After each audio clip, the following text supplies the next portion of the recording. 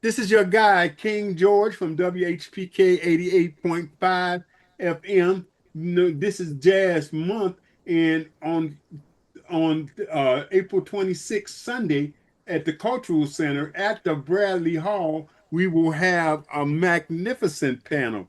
And I've got most of the panel in the studio with me now. I've got Mark. I don't want to go over all y'all biographies too long, but I'll do them each one at a time.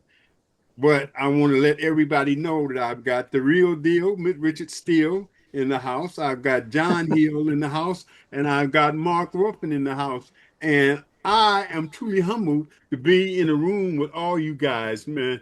Uh, Give me a brief history on each of you guys first, because I don't want to read it because it's too complex. Good, Mark. Richard, Richard. Well, I was in radio. I'm retired now, but over 40, I guess about 45 years, and it covered different genres, including jazz. Jazz was always my favorite music. I got into radio because I love jazz. I thought jazz was cool, and I wanted to play jazz at night on the radio. I was living here in Chicago, and I used to listen to Sid McCoy, and I Okay. thought he was very cool. He had a great voice, and I loved the music. And I said, I want to be like that. Plus, I used to live next door to him. I was just a kid watching him come and go, looking very cool. And I said, that's exactly what I want to be. So uh, I followed that course. When I got to be 20, I got out of the service in 64 and went to radio school when I was living in New York from 65, 66, and got into radio in 68. And from there, it was my first job in Roanoke, Virginia, second job in Boston, third job back here in Chicago, and stayed till 2017. Wow. All right, Mr. Ruffin. Um, well, 2026 is my 46th year Wow. playing jazz on the radio. Wow. Um, I've been so blessed, man, and so lucky. I'm currently at Sirius XM, where I've been for 19 years. Is unbelievable. Wow. Playing jazz music, and I'm just fortunate, man. So many folks would like to be in our shoes, and I just feel blessed all the time. And one of the reasons I wanted to do this program was because people need to know the history of Chicago Jazz Radio, and the Jazz Institute needs to have that history somewhere. So that really is the impetus for me doing this. John. Well, my start in radio actually began in college. I was at Fisk University. They decided to start a radio station, and it was a jazz station, naturally. But before that, I mean, I had originally gotten into the music actually in high school in Chicago. Um, Pharaoh Sanders, of all people. I mean, Wow. Pharaoh Sanders, John Coltrane. I mean, those were my introductory experiences. But after I left Nashville and Fisk, I went to Detroit, worked there for about 10 years at a commercial station, WJZZ. And then I needed to get back to Chicago. So I'm really at the tail end of the Chicago, the legendary, or I guess the iconic history of jazz radio in Chicago. I got a position at WBEE, and I mean that was pretty exciting in and of itself, with the history that it has on the South Side. And I was there in the last few years of its existence. But I can say that I actually got to work with Marty Fay. I mean, that was Wow. somebody I practically grew up I listening haven't heard to. that name in a long Yeah, time. yeah, and and fortunately, I met Mark through a mutual friend of ours, and we've been working together ever since. But so I guess if you added it all up, I probably started my radio career in the late '70s, and so we're all pretty long in the tooth by now. Yeah, see, yeah, I didn't even count my college career. I just started. um, but Marty yeah. Fay. Jesus, I haven't heard that name in 100 years. Oh, Right, okay. right. So, Well, so, he was so, 100 when we met, actually. so this is a great story about how Marty Fay retired, and John can help me out fill some holes here. But um, a lot of folks don't know that WBEE was owned by Orkin Pest Control. Really? Yes, it Yeah, was yeah. Orkin Pest Control, and the general manager at the time, a guy named Charles Sherrill, decided to buy it. And Marty Fay had a deal with Orkin where, and John, you can help me, he got a small piece of every spot he played. And if he got the spot, he got an even larger piece, no Right. matter what. He got an override, they used to call it. Yeah. And so when the general manager bought the station, Charles Sherrill, he and Marty went toe to toe all the time over money, over Sherrill's ethics, over a lot of things. And then one day I was in, I was part time, and one day I was in, and Marty pulled me into the studio. He said, "Young man, you'd like to have this job?" I was like, "I would like to be here full time." He said, and he made me a deal. He said if I would take his job, he would quit and give it to me, and that's what he went to Sherrill. That's the only way he would quit, if Sherrill gave me the job. So I owe my job at BEE to Marty Fay. You knew Wow. that story, John, right? Oh, yeah. Yeah. Yeah. Yeah. Yep. Wow. Okay, I haven't met any of you except Richard Steele. I met him 3 times. I was doing a talent show in Evanston. It might have been in the 70, 74, 75, and he was one of the judges. I met him going to Detroit with Richard Pegee because Ooh. way back in the day, and we went to visit Motown. I met you again at my sister's house, Eva Johnson, one holiday because we were over there visiting her, and I met you then, and I really didn't think you started out. I know you didn't start out doing jazz because I know you and Richard were in a doo-wop group together, and I know that's how you started. And it's amazing how both of you guys went to radio. What doo-wop group, and who you talking about? Tell What them the tell me. name, man. Yeah, we do opt in high school. We had a group. I was at Hirsch High School, and Richard Peggy and I and three other guys, Holy we formed a cow. doo-wop group. And the bottom line is that was the way to get girls. I mean, because Yep. if you weren't on the basketball team or the football team, the next best thing was to doo-wop in the cafeteria. And we got to be so good, they had us sing at assemblies and all of that. And so we became pretty popular.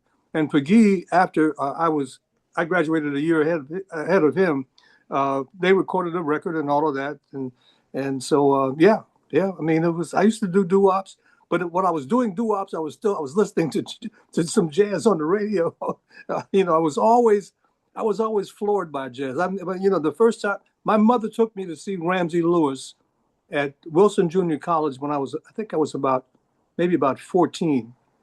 Maybe Wow, 13 or Wilson. 14. Wow. And I didn't know, too much about anything at that point. My father used to have some Count Basie records and some Ella Fitzgerald records. That's when I was introduced.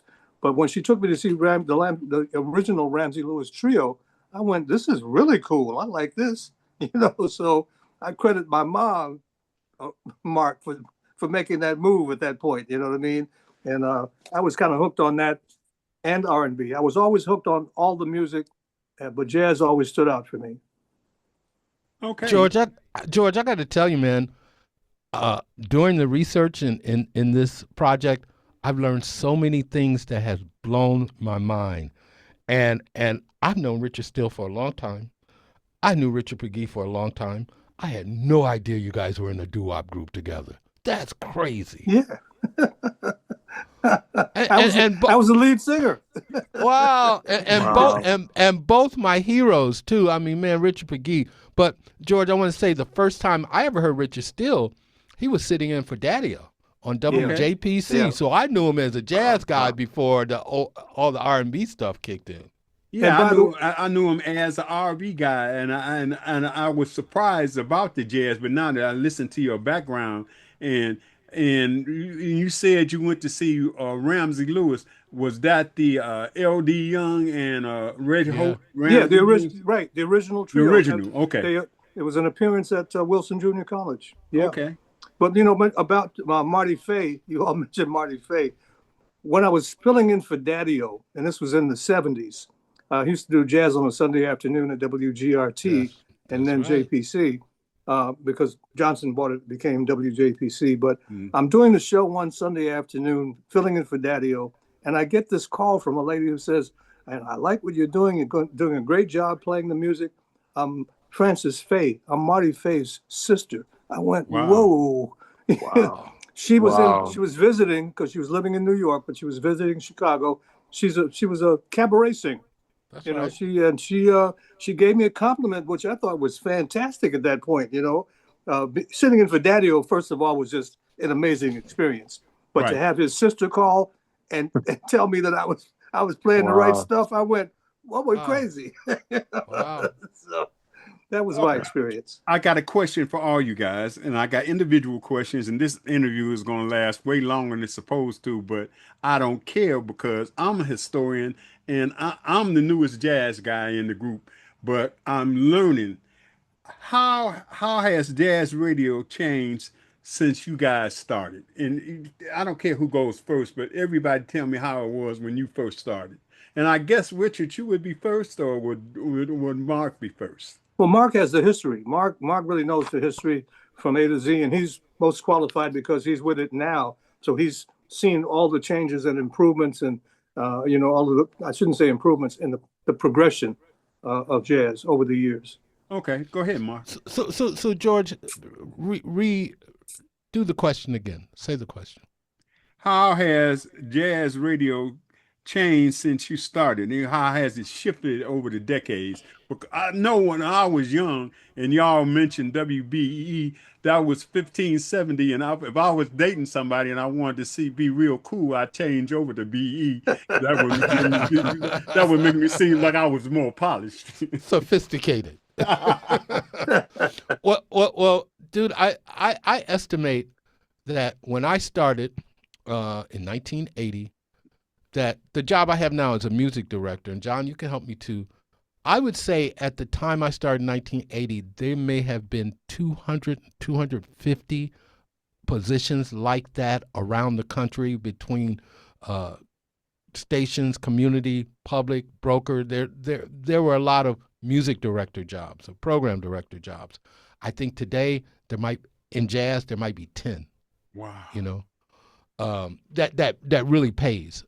And also in 1980, when I start from 1980 to 2000, I was at 4 jazz radio stations in one city.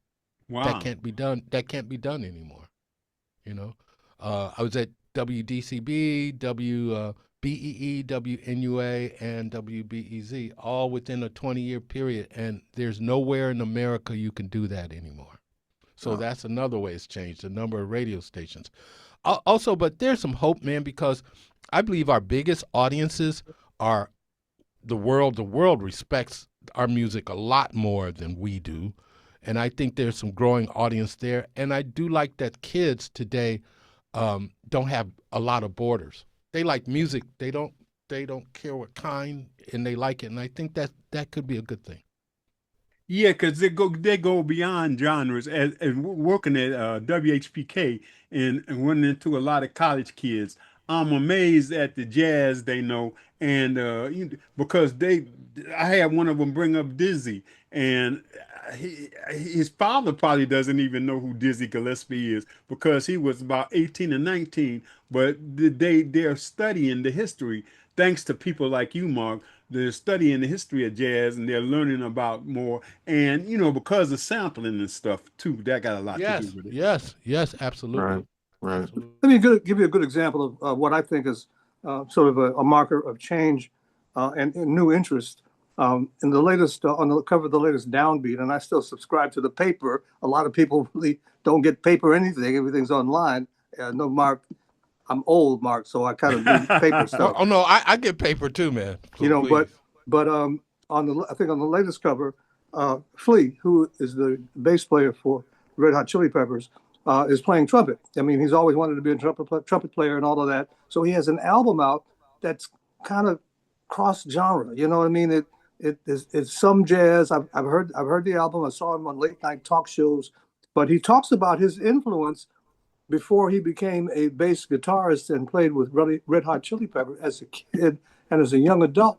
He admired Dizzy. He met Dizzy Gillespie one time. It Okay. changed his life. He said Okay. that he's always wanted to be a trumpet player, and he loved jazz. He mentioned people like Clifford Brown. I went, wow, Flea. Hey man, Flea is the lead trumpet player for the Santa Monica Jazz Orchestra. Has Wow. been for like the last 4 or 5 years. You know, Wow. and I tell you something else about the Red Hot Chili Peppers that a lot of folks don't know. Their first 2 albums were produced by George Clinton. Wow. Okay, yeah. I think I did read that. Yeah, but I make that point to say that how things have expanded in terms of what you were saying, Mark, in terms of interests in music, generally speaking, crossing boundaries. You know what I mean? Yep. And people who are much younger who are looking at a larger picture, a larger landscape of music. And they're worldwide boundaries.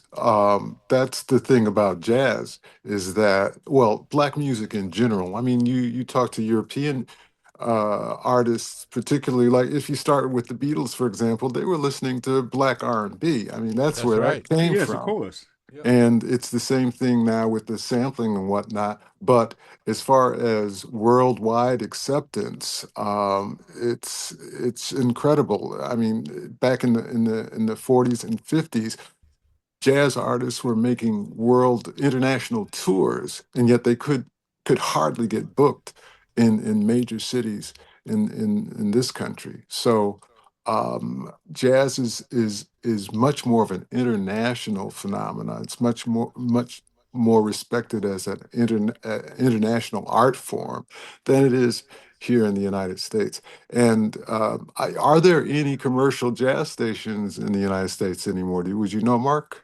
Yes, K Jazz, man. K Jazz K-Jazz, and yeah, that was the only yeah, one I could think of, yeah, you know. that's it, man. But That's but it. most jazz now is in the outlets that are nonprofit, non-commercial, college stations, NPR stations, and even NPR has cut back a lot.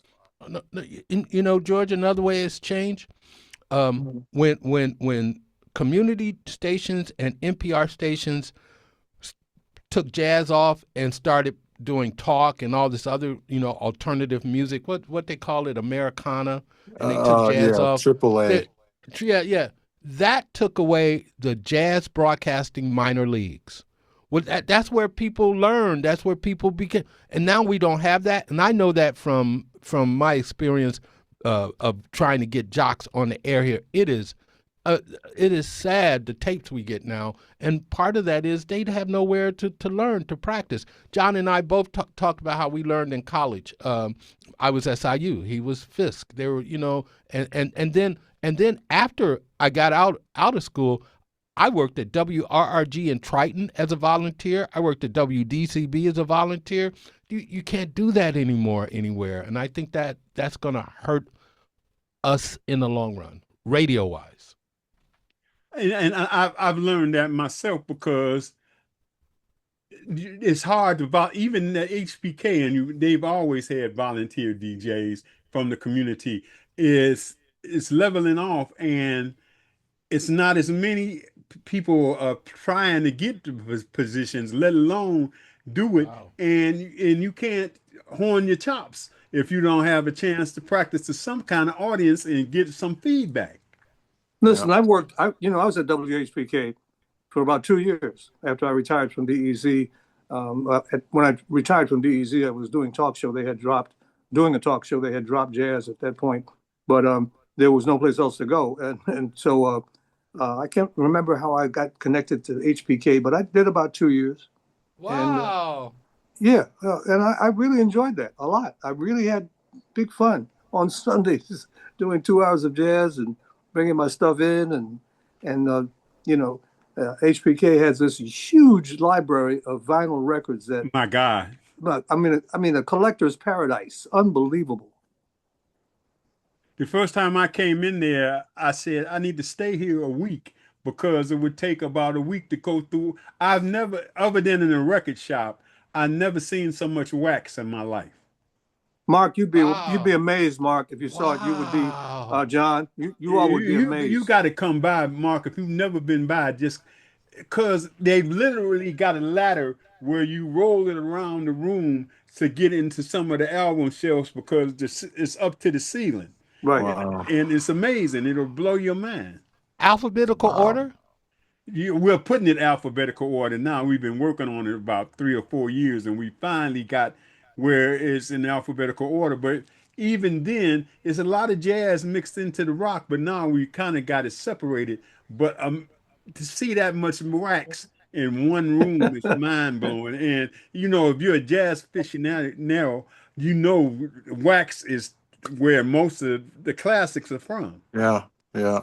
A lot Well, of stuff Wow. hasn't even been moved to CDs. A lot of companies that hold licenses, they won't put it out. well, I got to tell you, when I saw that library. It knocked my socks off. I couldn't believe it. So yeah.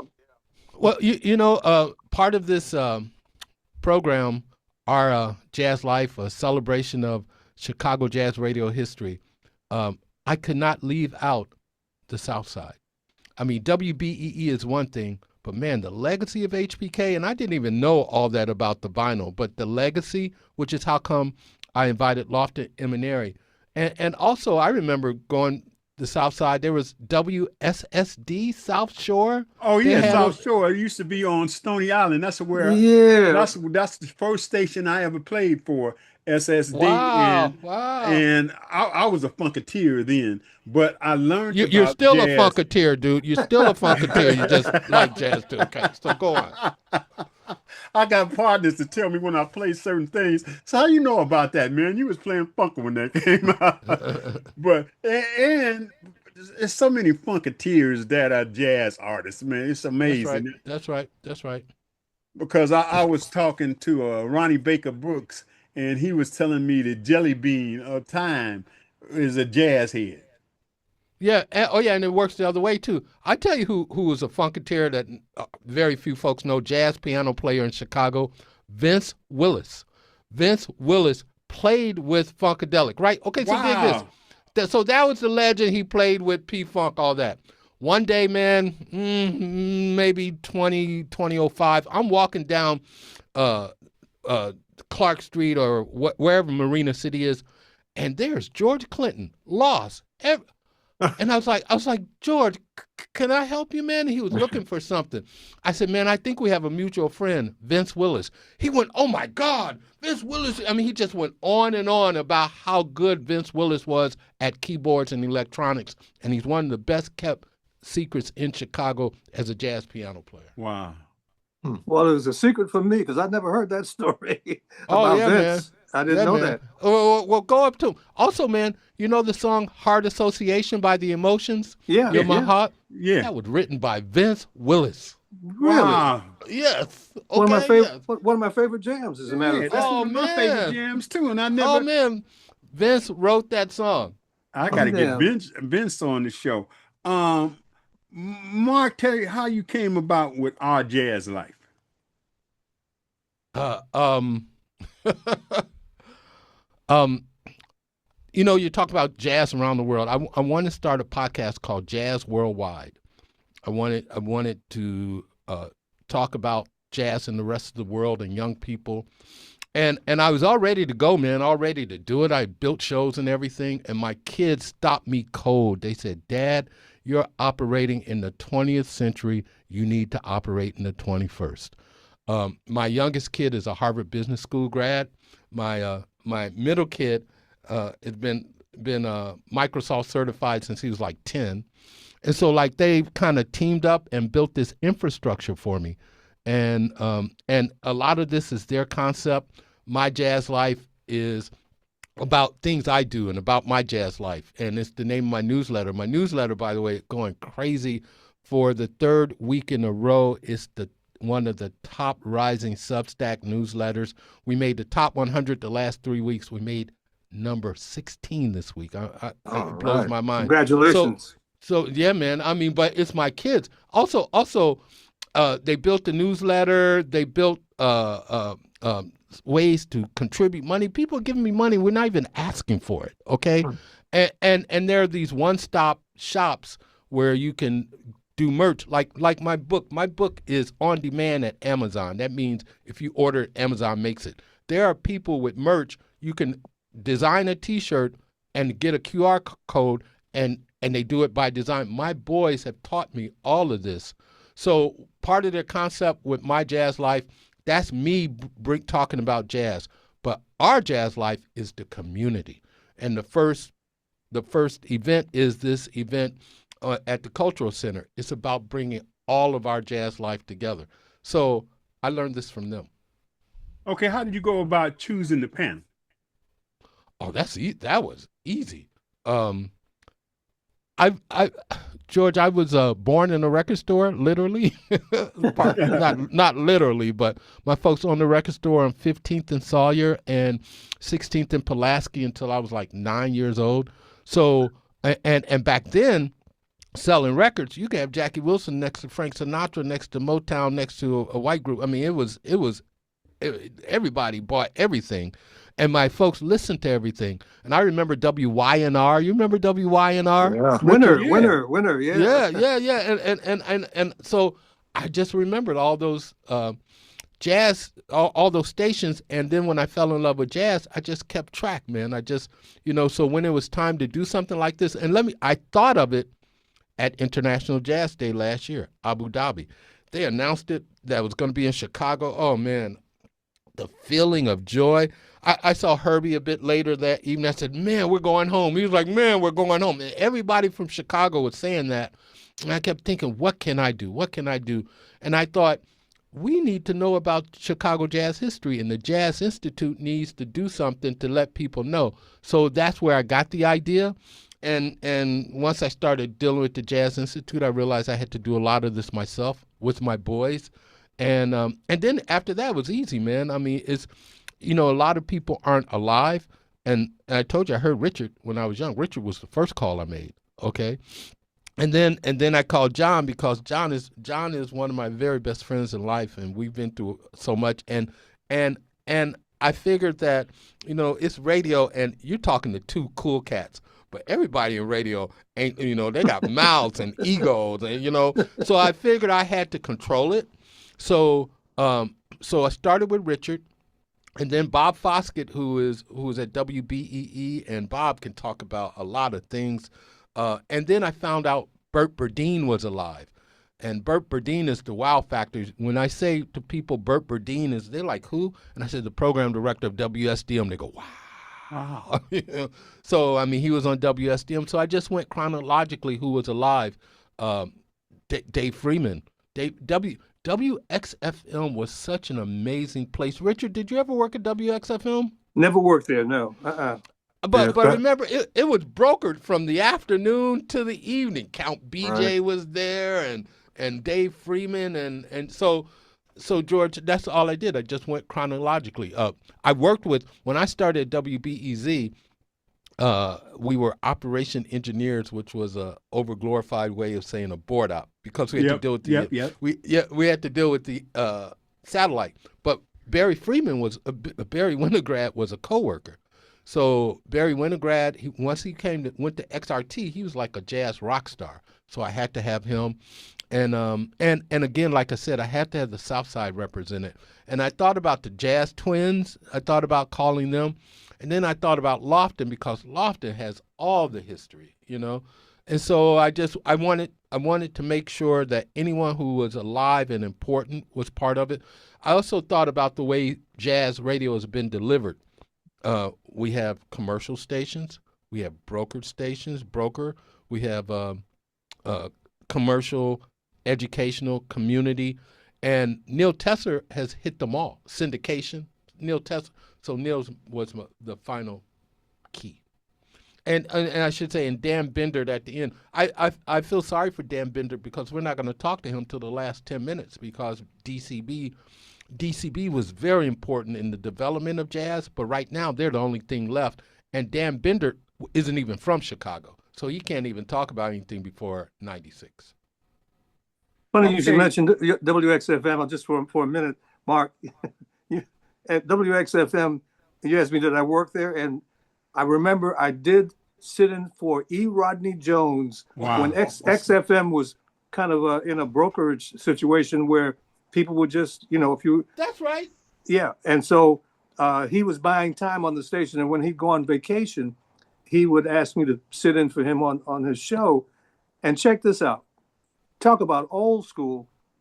I said, well, you have some commercials, right? He said, yeah. I said, well, so do you have any copy? He said, no.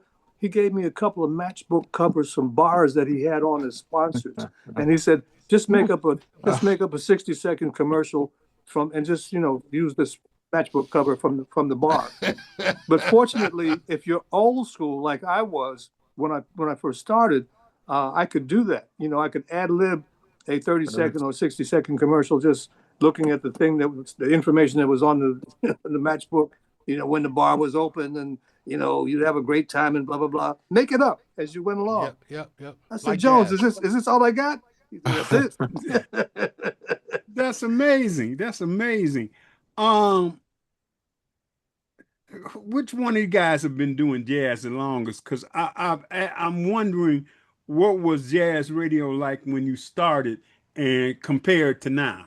And you answered that earlier because you said it was 250 the program directors, and now you say it might be 10. So that shows a hell of a change right there. Yes. Yes. Um, well, the funny thing is when I was working in college in Nashville, this is just radio. I'm just a fan of radio in general.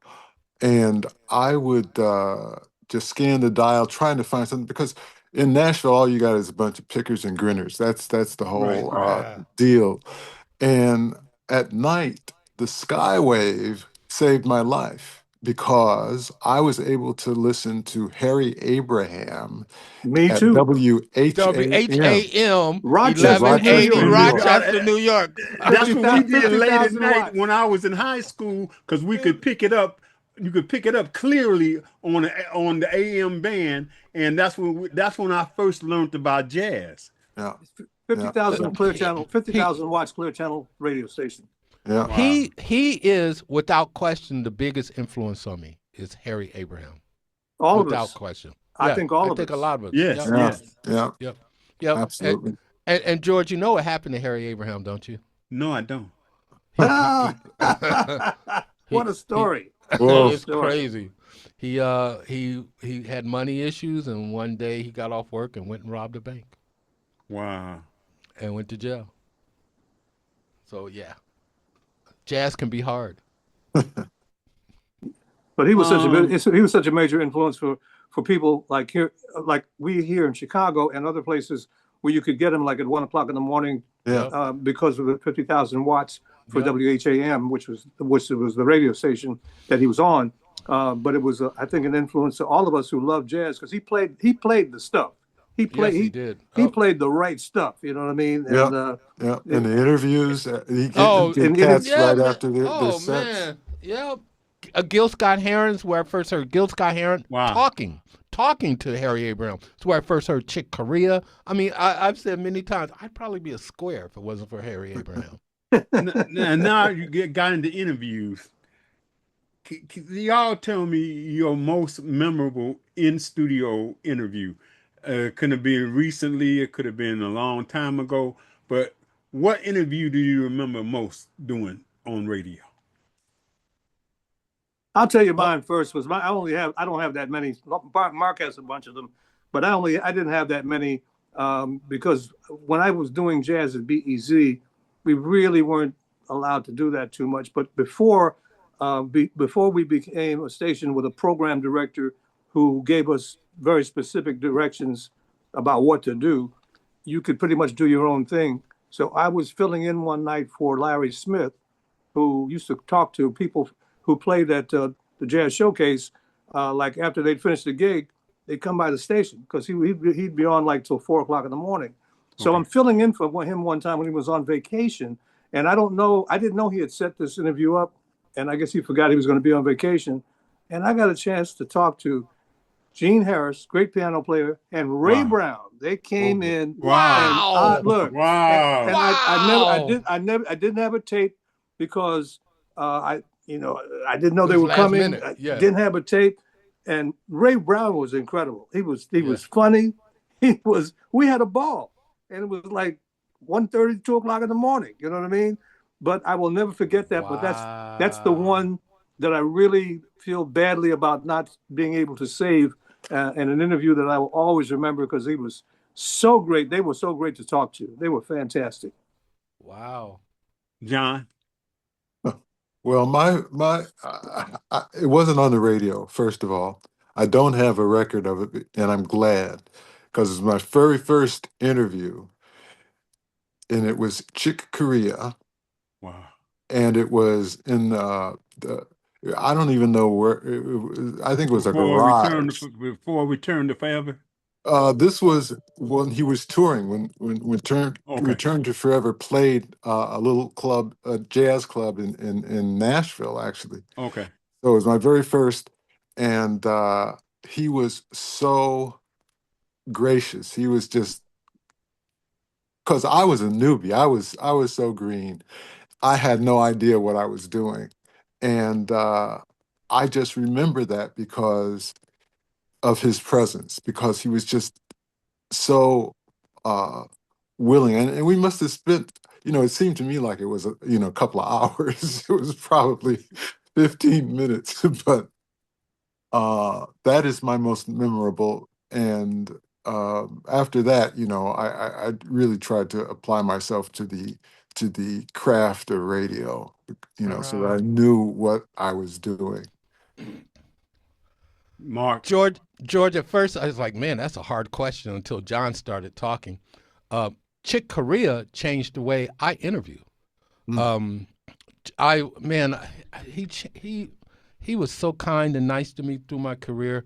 But when I worked at College of DuPage, um, the way I got the gig at College of DuPage as a volunteer, I went in and said, I thought to myself, if I interviewed uh, local people, had an interview show, I could write stories, and maybe this radio station will hire me because I got interviews.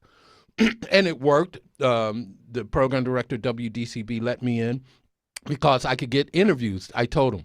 What I didn't know was local people didn't have any time for me. They could care less. But national people came in and they made time for me. So I told this guy I would get local folks. I ended up with Pat Metheny, Spyro Gyra, and that is how Wow. I started WDCB.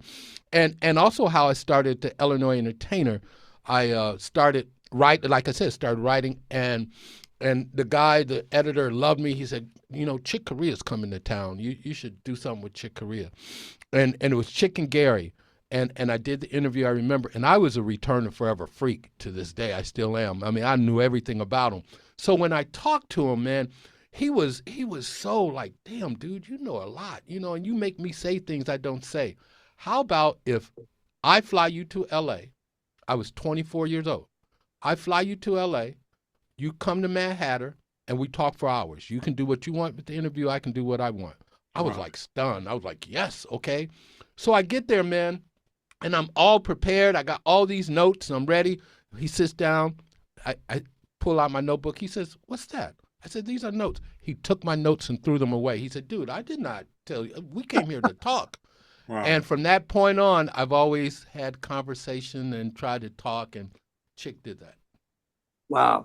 And that's beautiful. I not putting myself on the level of you guys, but I pride when I do interview, I have an idea of what I want to say, but I don't write it down, and because it's not natural, and That's I'm right. not talking. I want the interview to seem like a conversation between two friends instead of somebody that's a fanboy or has got a lot of questions.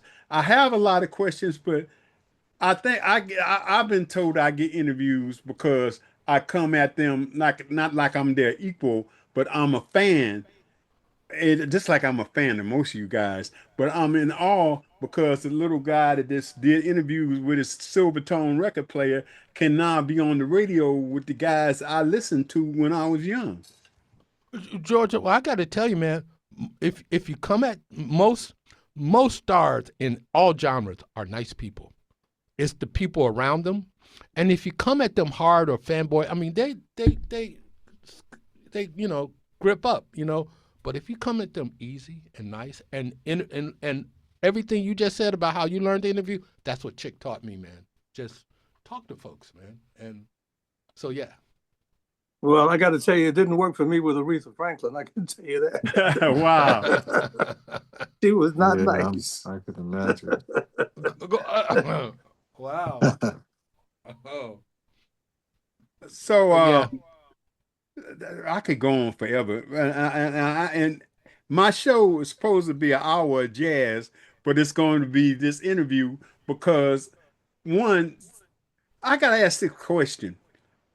Are y'all stuck on a certain type of jazz? You know, we got folks that label as neo soul, smooth jazz, classic jazz, bebop.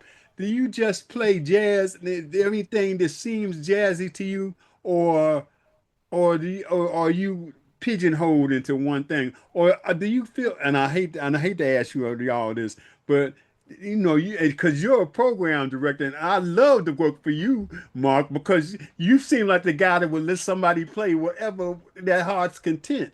But are you guys pigeonholed, or is jazz to you guys? John, please. Well, it's about improvisation. I mean, the way a lot of it breaks down. I mean, Inoue was kind of an example of the difference, the primary difference between the improvisational art and popular instrumental music.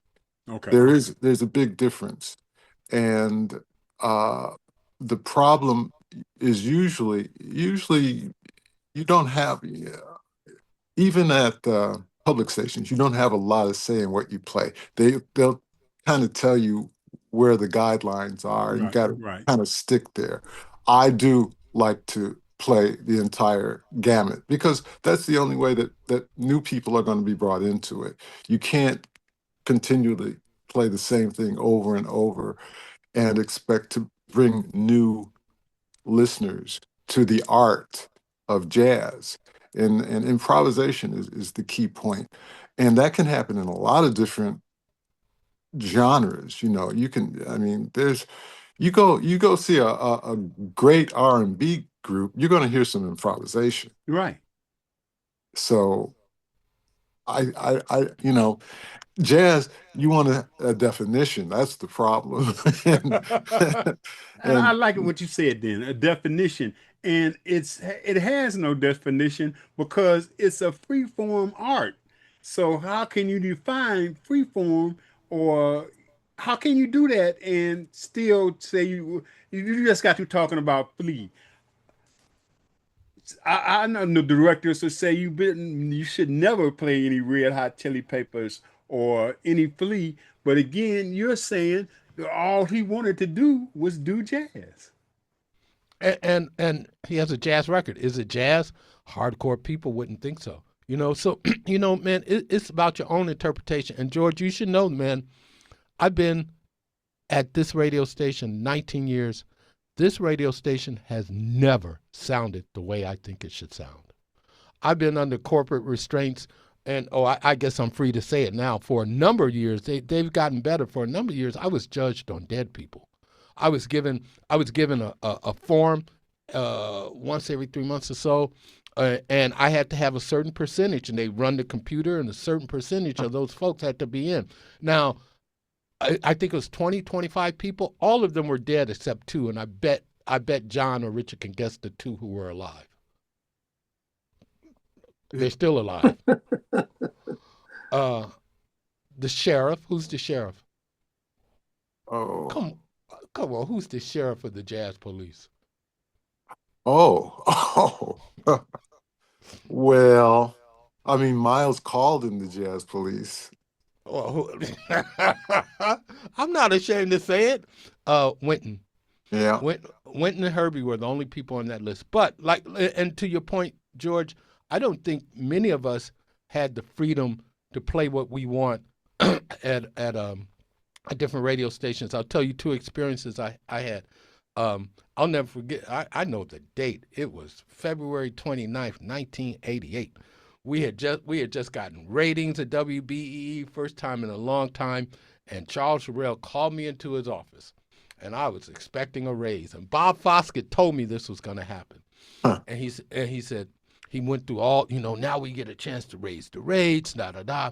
But Mark, because you have as much respect for Pat Metheny as you do Charlie Parker, I gotta fire you. And that is how I got fired from BEE. Wow. Because he thought I had as much respect for Metheny.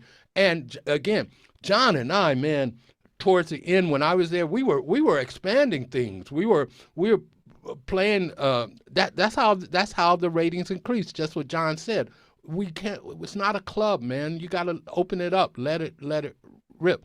And on the other hand, NUA. I remember when I quit NUA, and they were shorthanded, and they needed me to stay. I said, "You guys sure you want to do that?" And I remember my last night, man. I was doing stuff like what Marty Faye. You ever heard Marty Faye used to take a record off in the middle of the record? That ain't.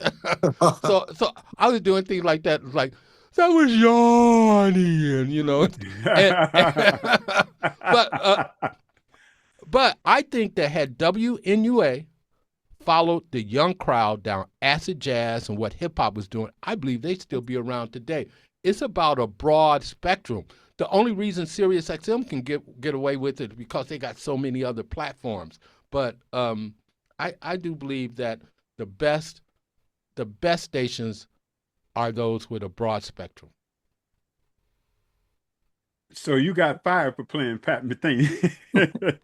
Because I had as much respect for Pat Metheny as I did Charlie Parker. That was his exact quote. Wow, that's amazing. Well, That's amazing. I guess I'm kind of in the category of the jury is out. There are some things that are favorites of mine in a particular direction in music that is more palatable to me than some others. I can tell you what happened, and Mark knows about this.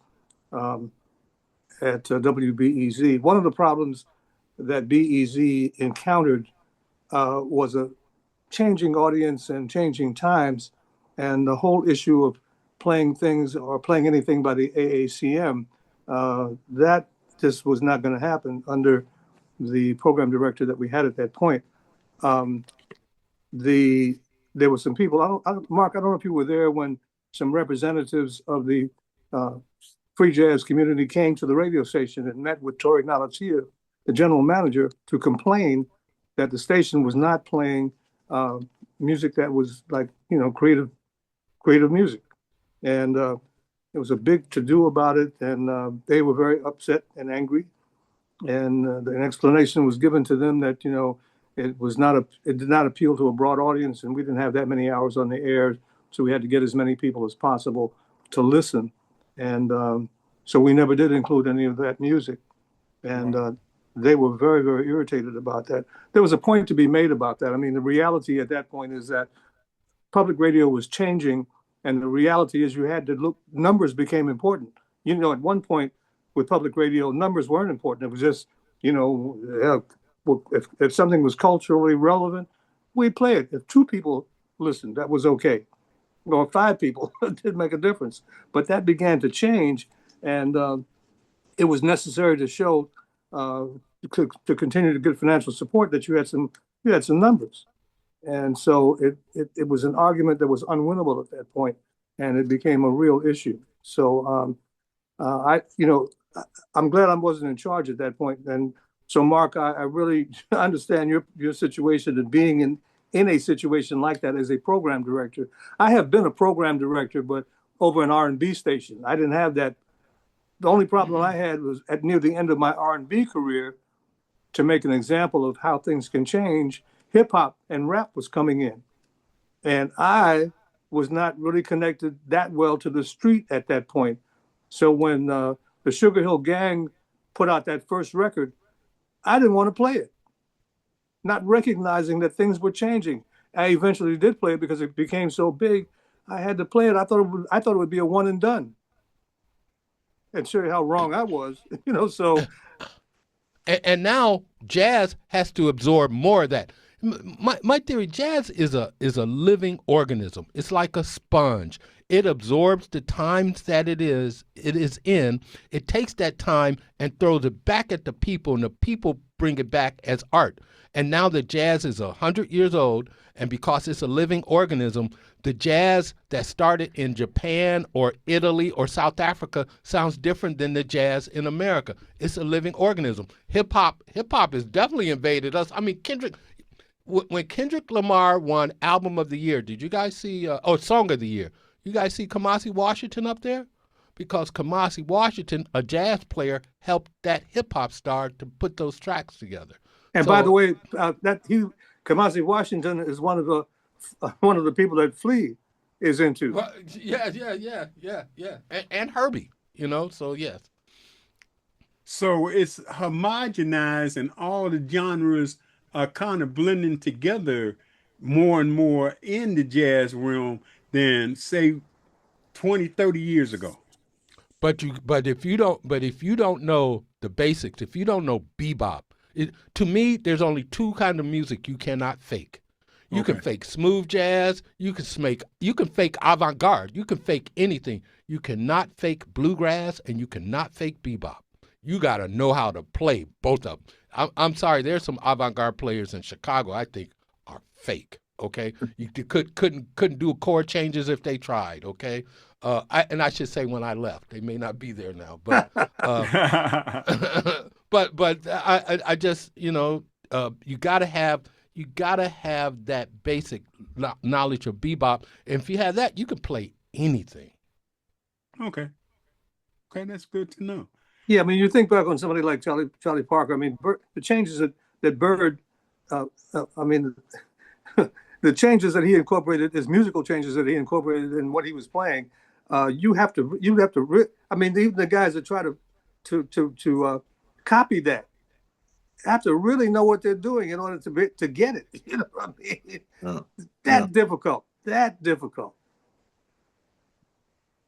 And that's the art of it. That's the art that is jazz. It is something that is individual, completely individual, but you definitely have to have your groundings. You definitely have to know where it came from and how to apply those principles. Otherwise, it's not going to sound, it's not going to swing. I mean, that is one thing I guess I can agree with as far as Wynton is concerned. His big thing is swing, as he defines it. But nonetheless, uh, or as Basie would have said, pat your foot music. It's Okay. all in there. I think the It's big all in. mistake. I think the big mistake that can be made though is to eliminate, a particular form of music. To say that it doesn't count or that okay, I don't want to. I don't even want to hear what you have to say about that. That's not cool. You know what I mean? My ears have always been open to all the music. I saw a documentary yesterday on Bill Evans, who was one of my favorite piano players, because he was his concept about playing slow ballads was just unbelievable. I mean, if you get a chance, you should see this documentary on Bill Evans, the real deal. I mean, in terms of somebody who, I mean, not everybody's thing, but for what he did and the music he played and how he played it, when you really check out the story and get the basics of what he was doing, and listen with that in mind, you'll get a whole new view on Bill Evans. That's Okay. that's what Miles heard. Yeah, absolutely. Yeah. Also, speaking of Bill Evans, you know about the movie? There's a movie called Everybody Digs Bill Evans, and it's a scripted film. Bill Pullman is his father. Laurie Metcalf is his mom, Really? and it's about when Scott LaFaro died, how he dealt with depression.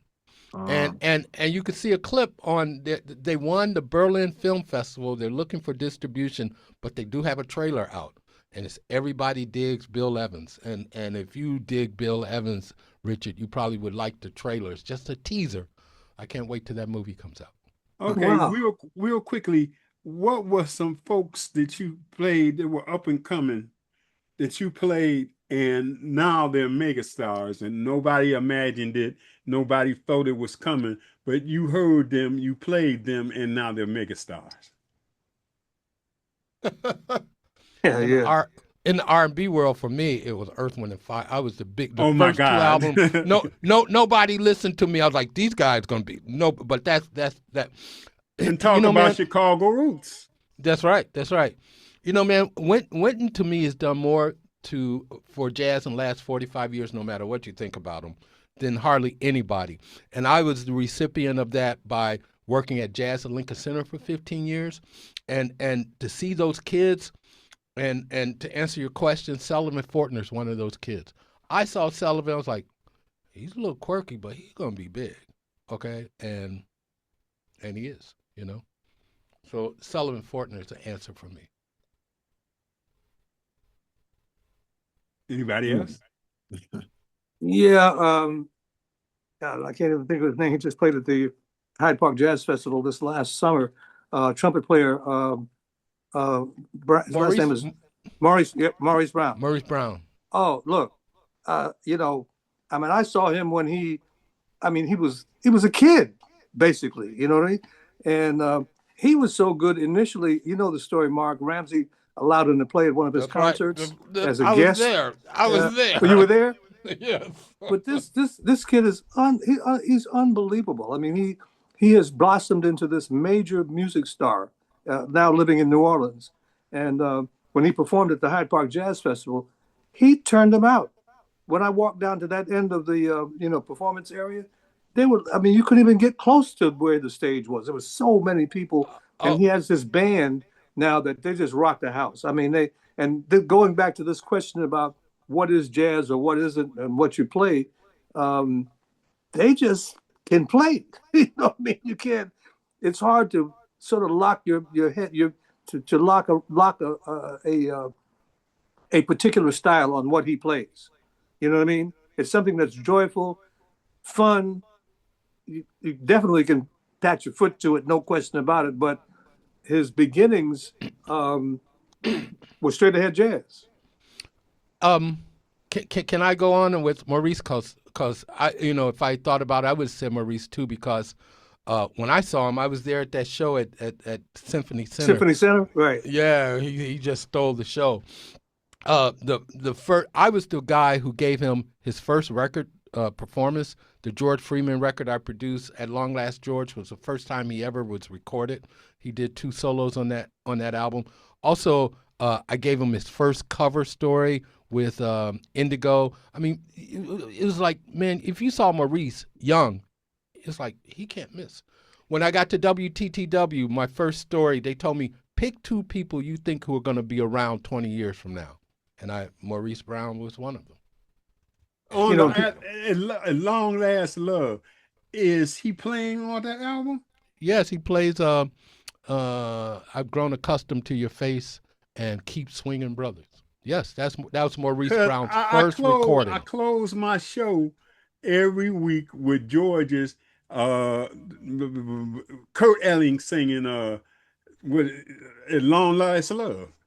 I produced that record, man. That Oh was wow, me. that's my That, favorite. I oh close man. every jazz Oh show I wow. play. I close with Oh. that. If you go back in the archives, that's one of my favorite songs because it swings. As somebody said earlier, it swings. I like. I don't know about not about a lot of music. I don't know about country. I may not be an expert on classical. I may not be, but if a genre plays something that's good, I know it's good. I might not know nothing about the genre, but I know that whoever's doing this particular song, it kicks behind. Yes, Yes. yes. It's good and bad. That's all there is. Yeah. I remember too about Maurice. I think, and Mark, you probably remember this. If I'm incorrect about my memory, let me know. But I think I remember that he got a full scholarship, I think, to college, and when he decided to not complete college and decided to, to go on the road as a working musician, there were a number of people in Chicago, in recognizing his talent, said, "Oh, he shouldn't do that. He should finish school. That's a bad thing to do." And I'm saying, everybody has got to choose what they want to do. That's his choice at that point. And obviously, for him, that was a good choice in terms Uh, of, Something else about Maurice. Remember Denise Jordan Walker? yes, For Yes. absolutely. for for a minute, Denise Jordan Walker was very interested in Maurice. Got him a deal with Freddie with a Blue Note to do a tribute to Freddie Hubbard. Had the deal, and Maurice said, "I'm not ready for that," and walked away. He Wow. like 2021 walked away. Wow. He He is an kind amazing kid. of amazing and absolutely amazing. And I just remembered as you were talking about it. Yeah, you did produce that record. Yeah, Yes. I remember. I His played first it. his first album was called From Hip to Bop, Hips about which right. which is that describes him too, man.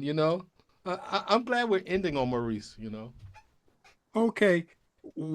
Quickly, what are each you guys doing to keep the jazz flame burning? I understand you got a weekly thing, Mark. What are you guys doing to keep jazz alive and free flowing and playing everywhere? Well, I'm still doing a show for WFMT. They have a satellite. Well, it's not. It used to be a satellite, but now it's a syndicate, the Jazz Network, the WFMT Jazz Network, and well, Denise also, not Denise, D Alexander is also one of the people that work with them.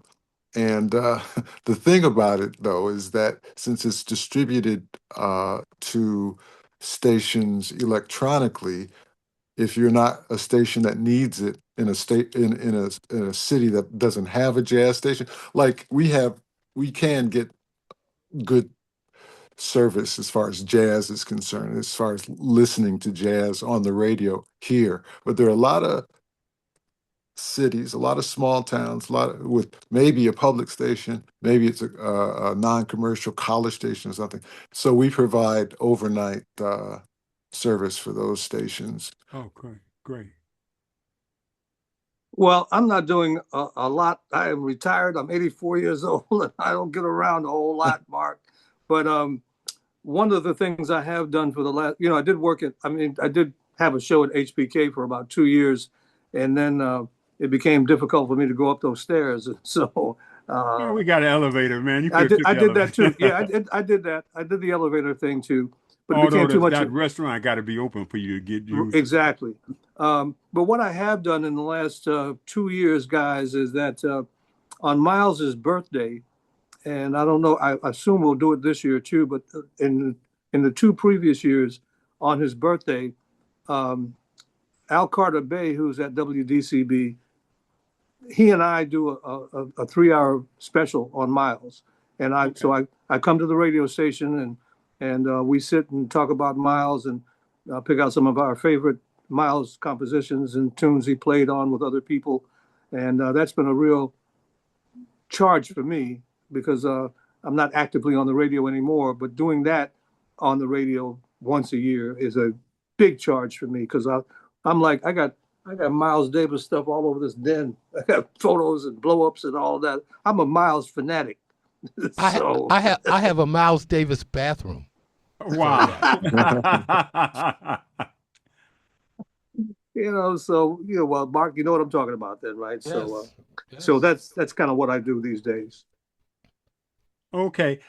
This is a question I ask everybody I interview, and we went way past my time, but I don't care because my whole 2 hour show is going to be this because it precludes what you guys are doing. But you guys have all done other things.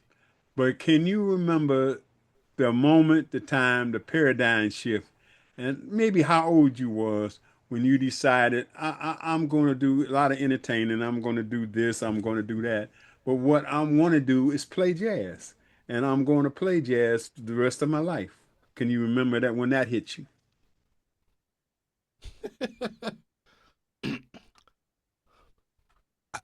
I kind of got into this business by osmosis. My folks had a record store. I knew radio. I got to college. I was a music major in college. I went to high school band camp with Pat Metheny, with Lyle Mays, with a lot of folks. And I was recruited to go to SIU. The teacher left. The next guy that came in hated my guts. SIU happened to be a great broadcasting school. And it's like my talent led me by my nose. And when I didn't finish school, there was money problems, and I ended up at the post office. And when I was at the post office, that's when I decided I'm gonna do radio the rest of my life, because I did not want to be at the post office. And that is the truth. Richard? Well, I couple of experiences. Well, one probably a major. Well, the major for me, the real major, other than my mother taking me to see Ramsey, was when that 1959 Kind of Blue album came out. I was a fanatic about, back in the day, and I guess you all might not be old enough to remember this, but back in the day, when you went to visit a girl, went to her house, right? If you had an album under your arm, it was really cool if you had jazz. I had Miles under my arm, and I was actually listening to it. A lot of people did that because it was cool to do. Right. I did it and was actually listening to the record, and taking it with me. But the other experience I had was when I was in the military. I came home on leave one time, and I was going out. I had been going out with this girl, and went by her house, and her sister told me she went to see this guy play that she's going out with these days. I said, well, what does he play? She said he plays piano and he does some singing, and he's at a place called the Doghouse on Cottage Grove. It was Jack DeJohnette. I said, and everybody knew Jack, but we knew him as a piano player. I didn't even know he played drums. That's right. And so I was like, man, I guess jazz is really happening, because I got put down for a jazz piano player, you know what I mean? So that was kind of almost a turning point. But my deal was actually listening to Sid McCoy. That's what really got me, listening to that voice and the fact that he was so cool. And at one point he used to live next door. That was my idol. I'll give you this one example. He was coming out of the house one time. He lived in an apartment building next door to our 2-flat, and he was coming out of his building, and he had a brand new car. He had a 1958 white Chevy Impala convertible, and he came out. He had a suit bag over his hand, like he was getting ready to travel somewhere. And I went, "That is so cool! He's getting ready to make a trip somewhere. He's got a white convertible, and he's on the radio, and he's got a cool voice." God, I want to be like that when I grow up. Yeah. That was it. That was it for me. John? I had kind of always wanted to be on the radio in some capacity, but I'll see your Sid McCoy. I'll raise you a Herb Kent, because he used to live a little bit south of us and on the south side, and he had the motorcycle. That was the thing for me. But I just have to say a few lucky breaks, here and there. I got into jazz. I had wanted to be on radio. I went to a school that started a radio station that played jazz, and that was it. After that, I just found jobs where I could play jazz on the radio. Okay. Weren't very many, but I found them. Let me tell you one other thing. One time I had a chance to sit in when I was living in New York. I was living in Brooklyn, and I have an aunt, a cousin rather, who is she's a West Indian vocalist. All my family's West Indian in New York, but she knew my thing about trying to get into radio, and she said, "Well, I know somebody who's in radio, and maybe I'll talk to him, and you can go sit with him for a few minutes on his radio show." And I said, "Fantastic. Who is that?" She said, "Well, it's a guy who works at WLIB in New York, which was at that point an AM station. And his name is Billy Taylor. He's a jazz piano player. Wow. And he has a jazz radio program." And I said, "That's fantastic." So, Mark, she hooked it up. I went, sat in with him for like about an hour and a half or two. He played some music. Then he talked to me. He was so nice. I mean, he was real. This is Billy Taylor I'm talking about. You know what I mean? Right, right. So years later, when he was here at the Chicago Jazz Festival, I ran into him. I think he was shopping at Marshall Field or something. I ran into him, and I reminded him about who I was and all of that. He remembered my cousin, but of course he didn't remember me at that point. At that point I was going to radio school, trying to get into radio. But I told him how memorable that was for me, and what I thought about a guy like him being who he was, to take the time to sit and talk with me when I was trying to get into radio. And I will never forget that. He was so kind. And I was kind of the same way. Richard was the main reason I got it, because I listened to him late at night. And I was already thinking I was going to be a lightweight radio host. But Richard then I who? noticed Richard Steele? Richard Steele? Richard McGee. Oh, Richard McGee. Mr. McGee, right. Yeah, Right. he lived. One, he lived in my same neighborhood. Two, I seen his name on a lot of records. You got a And funny name. yeah, but I seen him on Little Ben and the Cheers, a whole lot of Yeah, Dusties. that's right. That's right. And Little Ben and but the I Cheers. said he lives in my neighborhood and he's doing this, so it's a possibility that I can do it. And I met him. He had the Tide Choir and a whole lot of stuff. I ended up engineering for him, but he was a great influence just because he lived in my neighborhood. He went to Herschel like I did, and he had records out in a radio show. And I let me know that possibly I could probably do it one day too. George, I got to tell you, man, a lot of people don't know this, Richard might, but I actually know more R&B history than I do jazz. And, man, Richard McGee was such a hero. And, man, when he reached out to me, I was like putty. Wow. I mean, and just to talk to him about history, he was amazing. I kind of got to run, but I want to tell you a couple of things about Look, before you do that, let me just tell you all that Mark Ruffin wrote an article on me in a magazine that he was writing for, and I still got a copy of the magazine with my photo in there and a prom photo of the lady I went to the prom with. And Mark did Wow. a whole article on me back in the day, which was fantastic. And George, he didn't know who I was back in the day when he did this great interview. And I was going to say, Richard, you got a whole Billy Taylor vibe, that nice kind of thing. And he didn't know who I was. And, 30 years later, he calls me and said, man, I got this article and you wrote it, So Radio Chicago is the name of that magazine, Radio Chicago. Absolutely. And so radio has been, I've been crazy about it my whole life, and I can remember things, timestamp things. But what's really been fun with this event that's happening on the 26th at the Cultural Center is finding out all kinds of little trivia things, like Sid McCoy.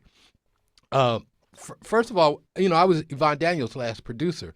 And when she passed away, man, people sent us stuff from all over the country. Somebody sent us the Sid McCoy broadcast from WCFL the night he invited Yvonne Daniels on for the first time. Wow. I have that. We're going to try to play it at the event. Also, I found out, this is so crazy, that when CFL decided to quit brokering and to do a pop format, Sid McCoy had to train the guy coming in, the late night shift. The guy just came from some farm area. It was Larry Lujak. Wow. Oh, Larry Lujak replaced Sid McCoy. Okay. Wow. Oh God. Finding out stuff like that is crazy. And then you brought up Jack DeJohnette. That's what made me think this. Jack DeJohnette, if you don't know, is Roy Wood's cousin. Did you guys know that? I did know that. Yeah. Yeah. And then I was in the washroom about 2 years ago. Roy Wood Jr. was in there, and I never associated them because it's a common name. Oh, okay. And whenever I meet someone famous, I ask if they know jazz. He said, "Yeah, man, I know jazz. My cousin is a famous jazz musician." I said, "Dude, Roy Wood is your dad?" He's like, "How'd you get to that?" I said, "Dude, run and tell that." And you're like, "What do you know about run and tell?" So we had this great conversation about jazz. So One of the things I found out, the legend always was that Don Cornelius was a police officer who stopped Roy Wood in a car. Roy Wood said, "Man, you have a hell of a voice. Why don't you come and audition at WVON?" That was always the legend. Bert Burdine says that's not true. Bert Burdine, who was at WSDM, Bert Burdine hired Yvonne Daniels, uh, Denai Alexander, and a number of folks. He was at GCI. He hired Bob Wall. Okay. Huh. He said that Roy Wood was a jazz guy, that Roy Wood brokered time, and that he came up to the station, SDM, and he and Burdine had just met Don Cornelius, and he introduced him. So Okay. we'll be doing some myth busting too at this event. Real quickly for you, because I know you got to go. Tell us what we're going to see on the panel, when the panel is, and how people can get there. The panel is called Our Jazz Life, celebration of the history of Chicago jazz radio. We have a number of great panelists, including Bert Burdine, who you may not know, but he was the program director of WSDM, WGCI when GCI started. He was the Wow. guy who built Columbia College's broadcasting curriculum. He just incredible history. So Bert Burdine, the great Richard Steele, Neil Tesser, Barry Winograd, Dave Freeman, Dan Bendert, who replaced me at WBEZ, by the way. Did I say Barry Winograd and me and John and I believe that's it. And we're going to take it chronologically. We're going to deal with as much as we can. Like McKee Fitzhugh. Who remembers McKee Fitzhugh? McKee Fisher I used to go to his lounge. McKee's Oh, Lounge, yeah, McKee's yeah. DJ Lounge. Yeah. Right. So I have his cousin. Is going to be there. Fred Barr is his name, and we're going to start there, and then we're going to go chronologically. Start with SDM and Daddy O'Daly. So that's Richard and Bert, and we're just going to talk about it, and it's going to be in a town hall format because I want to control the narrative, because I don't want people talking politics, or someone said, or having old men settle scores. You know, I don't want that. So, and it's free. Most of the events with International Jazz Day is free. UNESCO almost demands that. So you can get RSVP at markruffin.com/ourjazzlife. You can also get that at jazzday.com and chicago.jazzday.com. And finally, Jazz Alliance, chicagojazzalliance.org. Okay, so it's free, but you got to go on to your webpage and reserve the spot. Yeah, and there are other ways to reserve it. Like I said, Chicago Jazz Day, and we just had a meeting. We're not going to stop people from coming in, but if you RSVP, you probably can easier to get a seat if you get there in time. Well, I'm begging to get a seat because I pride myself on knowing Chicago history, but you guys like you said, you can bust so many myths that I've heard down through the years. So one more time with the date, the location, and I'll let you guys go. And how long hey, is this? How long is the session going to be? Well, it's supposed to be 90 minutes, but I have a feeling people are going to want to talk. I also have a feeling that some of the best comments are going to come from the audience. George, people who remember how Right. somebody affected them. Right. So that's why I'm going to be in the audience. John's going to be on stage, and we're going to try to control the narrative and keep it town hall-like, and talk to people about, their radio memories, man. And again, it's Sunday, April 26th, 1 p.m., probably to 3, 1 to 3. Chicago Great. Cultural Center. Fantastic.